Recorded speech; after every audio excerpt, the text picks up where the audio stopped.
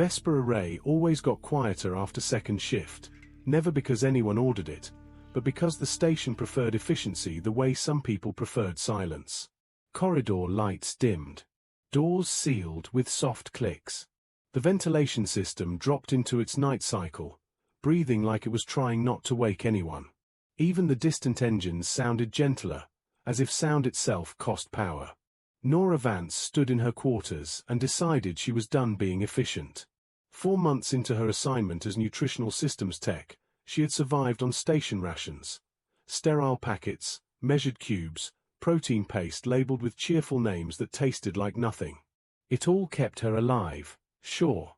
It just didn't feel like living. Tonight, she wanted something that had warmth. Something that had history. Something that did not come with a barcode and a performance chart. So she broke the unspoken rule. She sealed her quarters. Checked the corridor sensor. Once, twice. Then she reached into the bottom of her locker and pulled out a compact cooking unit, folded tight and hidden like a secret she didn't regret.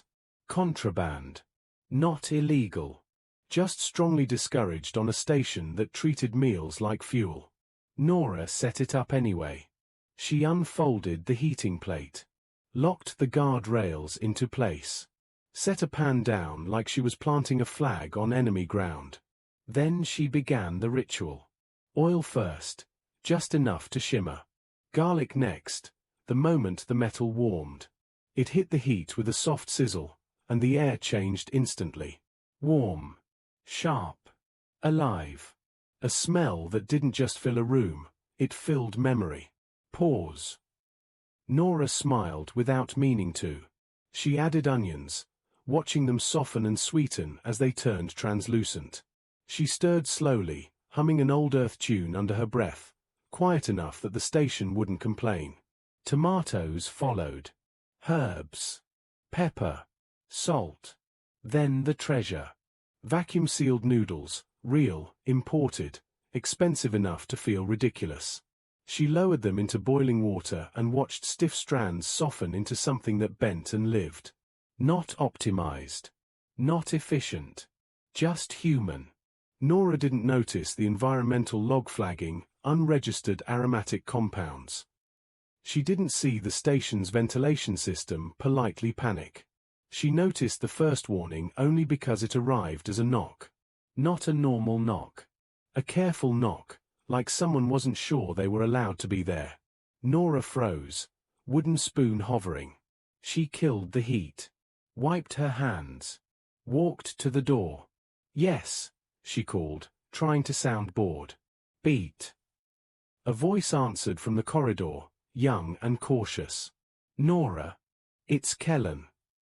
Nora opened the door a crack. Kellen stood there in a maintenance-grey jumpsuit with a biolab patch on the shoulder. Juvenile by station standards, new enough to still look surprised by everything.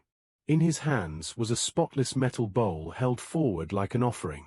Behind him, half hidden by his legs, were 2 tiger cubs. Not holograms. Not mascots.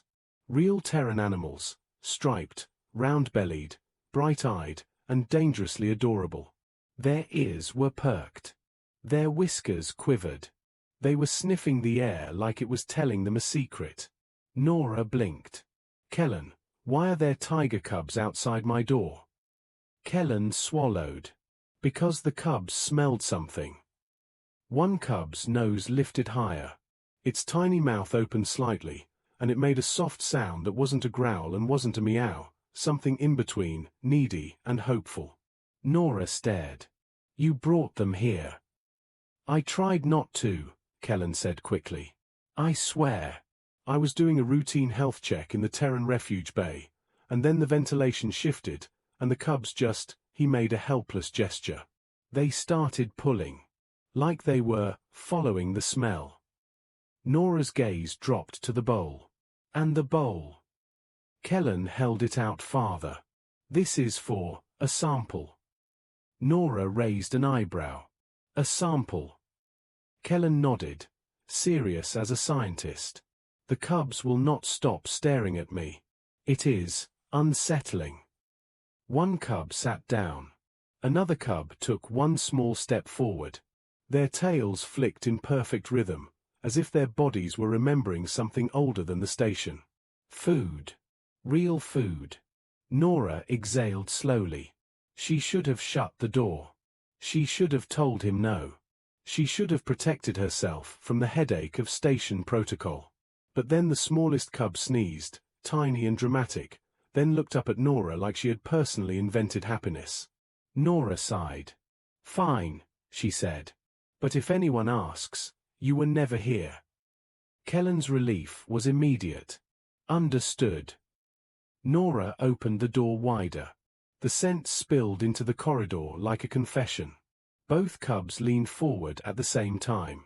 Their pupils widened. Their noses moved faster. Then the cubs did something that made Nora's heart twist. They Saturday. Perfectly. Patiently. Like they had learned manners in another life. Nora stared. "They are trained." Kellen nodded. "Project Eden protocols. They respond better when routines feel safe." Nora looked at them again. Two tiny predators, born far from Earth, raised under artificial light, still carrying instincts in their bones, and somehow still able to be gentle. She turned back to the pan and turned the heat on. The garlic rose again. The sauce thickened, glossy and red. The noodles steamed. The cubs' heads tracked every movement. Nora plated a small portion into the bowl. Then she hesitated, because the cubs were, technically, not hers. Kellen said softly, "Just a little. They have standard feed. But they are not sick. They are just hungry for something real." Nora handed the bowl to Kellen. Kellen crouched and set it on the floor. One cub leaned in first, sniffed, then took one careful bite. The reaction was instant. The cub's eyes went wide. Its ears lifted. Its whole body seemed to pause, like it had been caught by a wave. Then it made a sound, soft, trembling, almost like a sigh. The second cub tried to be polite. It failed. It leaned in and ate faster, then stopped and looked up at Nora with a face that clearly said, "More." "Now." Nora felt herself smile. Kellen stared at them like he was watching a miracle. "They don't react like that to anything." Nora kept her voice quiet. "Because this isn't just calories." The cubs finished and licked the bowl clean. One of them licked Kellen's glove, too, just to be sure no flavor survived. Then came another sound from the corridor. Footsteps. Not heavy ones, soft ones, cautious ones. Nora glanced up as two junior security officers appeared, Rena and Jax, both looking like they'd tried to resist curiosity and failed. Rena held a stack of bowls. Jax carried a container big enough to qualify as equipment.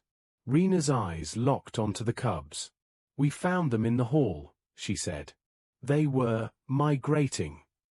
Jax added, "Also, the entire refuge bay is awake." Nora's stomach dropped. "How many cubs are we talking?" Rena looked past Nora's shoulder at the pan and swallowed. "Enough that you're going to need more noodles." As if on cue, more tiny shapes padded into view. Not just tigers now, because Project Eden didn't house only one species. A lion cub with fuzzy ears and oversized paws. A snow leopard cub with wide, curious eyes. Two wolf pups who stayed close together, pretending they weren't nervous. A bear cub that was mostly roundness and bravery. All Earth. All babies. All staring at Nora like she was the answer to a question they didn't know how to ask.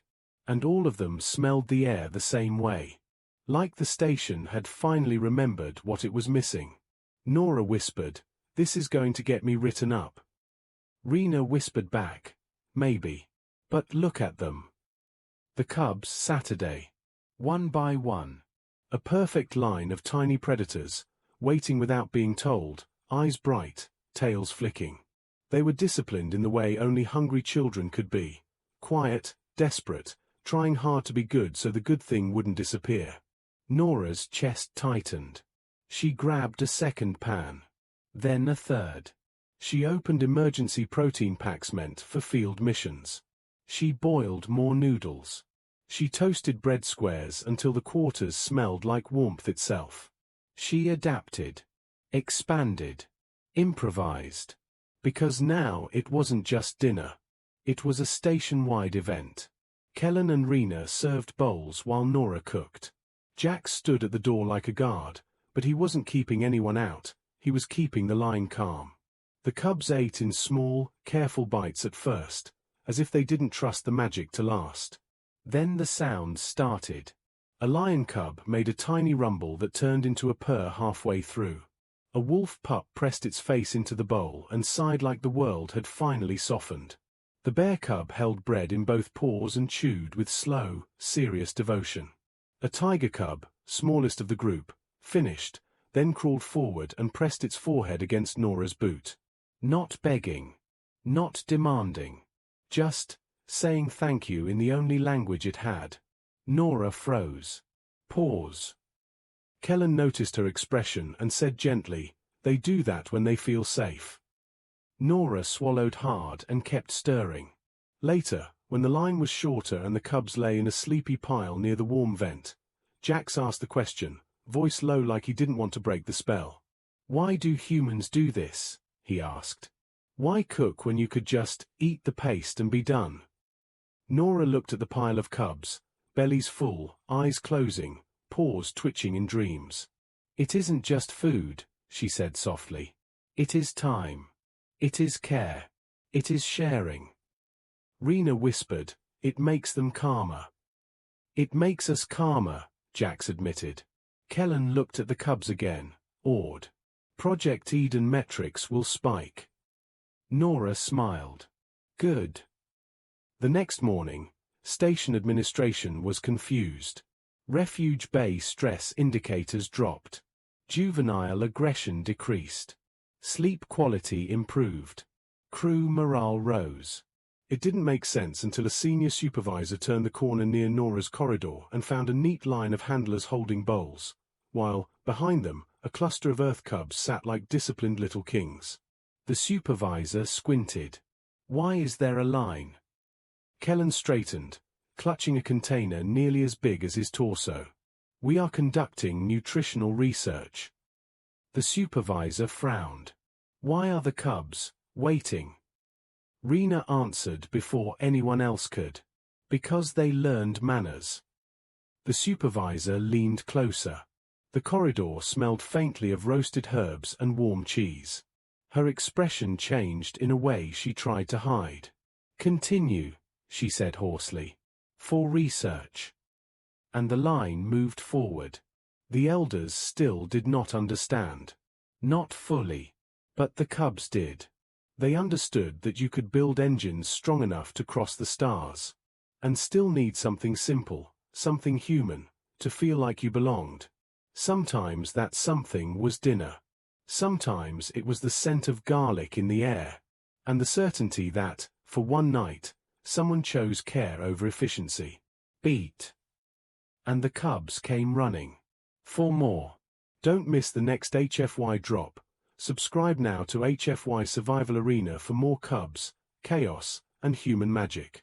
If this story warmed your heart, hit subscribe and join the HFY Survival Arena crew today.